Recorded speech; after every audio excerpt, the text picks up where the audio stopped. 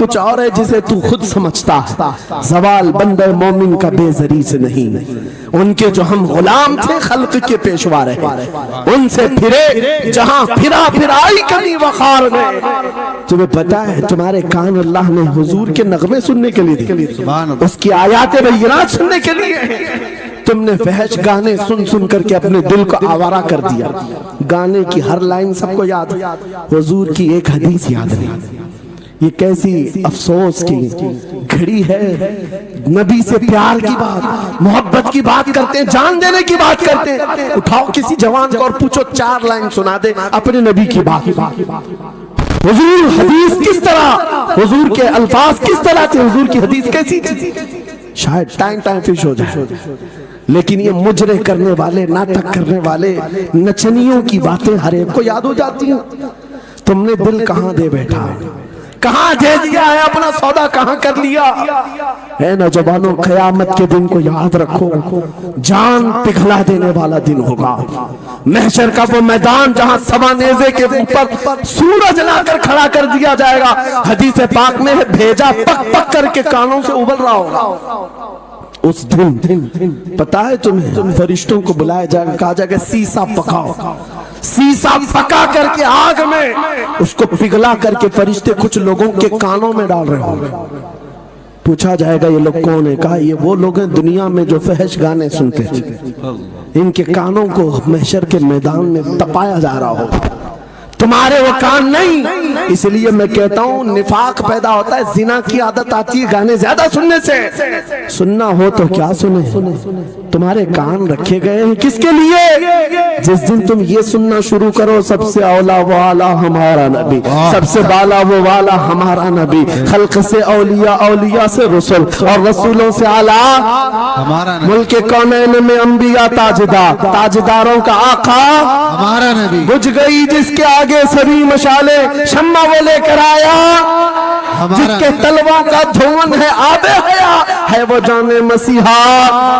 کون دیتا ہے دینے کو منہ چاہیے, دینے والا ہے سچا ہمارا نبی. میں نے 4 شعر کیا پڑھے تھے, تمہارا جوش ڈبل ہو گیا.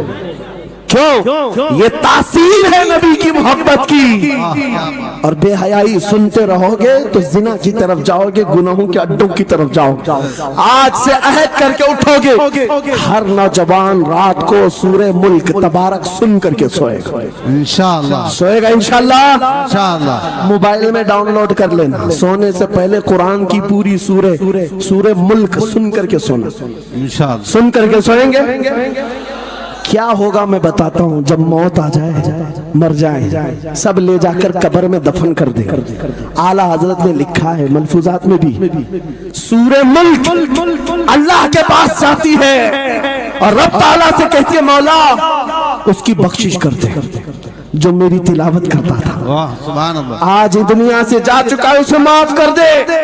یہاں تک کہ وہ بحث کرتی رہتی اللہ سے, بحث کرتی رہتی, یہاں تک کہ حدیث میں فرمایا گیا سورہ ملک یہ کہتی ہے اے رحمان, اگر وہ بندہ بخشنے کے قابل نہیں, اگر تو اسے نہیں بخشے گا تو پھر میں تیرے کلام کا حصہ ہوں یا نہیں. رب تعالیٰ فرماتا ہے ہاں تو میرے کلام کا حصہ ضرور ہے. سورہ ملک کہتی ہے مولا اگر میں تیرے کلام کا حصہ ہوں تو مجھے تلاوت کرنے والے کو معاف کر دے. سبحان اللہ. رب فرماتا ہے جا تیری سفارش قبول کیا, اسے معاف کر دیا. سورہ ملک اعلیٰ حضرت فرماتے سورہ ملک وجد میں آتی ہے, جنت میں جاتی ہے, سیدھے جنت میں جا کر وہاں سے بچھونے اٹھاتی, تکیے لاتی, خوشبوئیں لاتی, اور وہاں سے دوڑ کر کے قبر میں آتی ہے جہاں تم سوئے ہوں گے اور تمہارے عزیز چھوڑ کر جا چکے ہوں گے. سیدھے وہ تمہاری قبر میں آتی ہے, جنت کا بچھونا, جنت کا اوڑھنا, جنت کا تکیہ, خوشبوئیں لے کر, اور پھر کیا کہتی ہے اے میرے عزیز کہیں میرے آنے میں دیر تو نہیں ہو گئی, کیا بات, میرے آنے میں دیر تو نہیں ہو گئی, تیری بخشش کا ثمرہ لے کر کے آئی ہو, پروانہ لے کر کے آئی ہو. سو جا آپ جیسے دولہا سوتا ہے, سو جا آپ جیسے دولہا سوتا ہے. میرے عزیزوں وہ کلام الہی ہے جس نے دنیا میں اسے پڑھا یہ ساری دنیا تمہیں مٹی ڈال کر چلی جائے گی مگر میرے مولا کا کلام قبر میں بھی تمہاری مدد کے لیے تیار۔ دوسری بات جب یہ آیت تلاوت کریں گے، دوسری بات ہم عاشقوں کی یہی ہے، سونے سے پہلے یہ ضرور کہنا میں سو جاؤں یا مصطفیٰ کہتے کہتے، کھلے آنکھ صلی اللہ کہتے کہتے، اور حضور کو یاد کر کے سونا۔ کوئی تو رات آئے گی، کوئی تو رات آئے گی جب میری قسمت جاگے گی، گھر میں خوشبوئیں آئیں گی، وہ دن ضرور آئے گا میرے آقا گھر تشریف لائیں گے، اور جس دن وہ اپنا حسین چہرہ ہمیں دکھا دیں، جس دن ہمیں وہ حسین چہرہ دکھا دیں، پھر تمہاری زندگیوں کے کیا کہنے، تمہاری زندگیوں کے کیا کہنے، تمہارا چلنا پھرنا بدل جائے گا، تمہارے جینے کا سلیقہ بدل جائے گا، اور پھر ہوگا کیا میں آپ کو بتاؤں، تمہیں دنیا سے کوئی ڈرا بھی نہیں سکے گا، موت کی کیا دھمکی دے گا، جو نبی کو دیکھنے کی تمنا کرتا ہے، آؤ آج منبر سے میں کہتا ہوں، مارنا ہے میری گردن کو، پھانسی دینا ہے میری گردن کو، دے لو کل ہی دے لو، اس بات کا ڈر نہیں ہے، کیونکہ ہم اسی انتظار میں جی رہے ہیں، ادھر آنکھیں بند ہو، ادھر مدینے کے تاجدار کی زیارت ہو۔ سبحان اللہ، سبحان اللہ، اللہ اکبر۔ میں مروں تو میرے آقا یہ ملائکہ سے کہنا، اسے کوئی مت جگانا ابھی آنکھ لگ گئی ہے، تیرے دامن کرم میں جسے نیند آ گئی ہے، وہ فنا نہ ہوگی اسے زندگی ملی ہے۔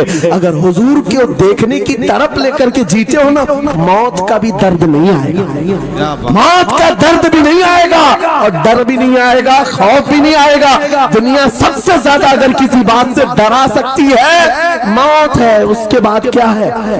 سب سے بڑی سزا دنیا کی موت ہے۔ موت مومن کے لیے حادثہ نہیں ہے، موت مومن کے لیے تحفہ ہے۔ عاشق رسول جب قبر میں جاتا ہے، ارے ایرا غیرہ نتھو کھیرا کیا ڈرائے گا؟ قبر میں جانے کے بعد عاشق رسول کا حال تو یہ ہے، منکر نکیر آتے ہیں، کالی کالی نیلی نیلی آنکھیں، کالا چہرہ لے کر جب وہ جھنجھوڑ کر اٹھاتے ہیں، عاشق رسول کیا کہتا ہے جانتے ہیں؟ اب تو پائے ناز سے اے فرشتوں کیوں اٹھوں، اب تو پائے ناز سے اے فرشتوں کیوں اٹھوں، ارے مر کے پہنچا ہوں یہاں اس دل ربا کے واسطے، کیا بات ہے، حضور کو دیکھنے کے لیے آیا ہوں۔ حضور وہاں تشریف فرما ہوں گے، حضور کی طلعت وہاں پر بھی ہوگی۔ عزیزان گرامی، خلاصہ کلام میری گفتگو کا حاصل یہ ہے، چھوڑ دو ان واہیات کو، ان خرابیوں کو، عمر ڈھلتے ساتھ یہ داغ رہ جائیں گے، دھبے رہ جائیں گے، اس لیے آج لے ان کی پناہ، آج مدد مانگو، کل نہ مانیں گے قیامت میں، اگر مان گیا انہیں جانا، انہیں مانا، نہ رکھا غیر سے کام، للہ الحمد میں دنیا